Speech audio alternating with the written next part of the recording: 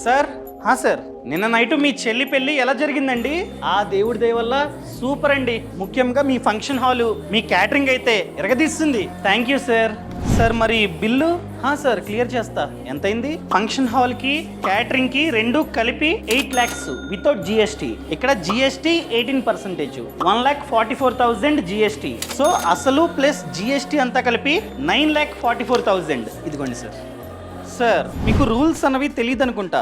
మేము కనుక function hall service and catering service okay vendor వద్ద తీసుకుంటే మీరు ఖచ్చితంగా 5% మాత్రమే జిఎస్టీని ఛార్జ్ చేయాలి. అదే మేము కనుక ఫంక్షన్ హాల్ సర్వీసు వేరే వెండర్ వద్ద, క్యాటరింగ్ సర్వీసు వేరే వెండర్ వద్ద తీసుకుంటే ఫంక్షన్ హాల్ కి 18% జిఎస్టీ, క్యాటరింగ్ కి 5% జిఎస్టీ కట్టాల్సి వచ్చేది. కానీ నేను తెలివిగా రెండు సర్వీసెస్ మీ వద్దే తీసుకున్నా. సో మీరు ఖచ్చితంగా 18% కాకుండా 5% మాత్రమే తీసుకోవాలి. చూసుకోలేదు సార్.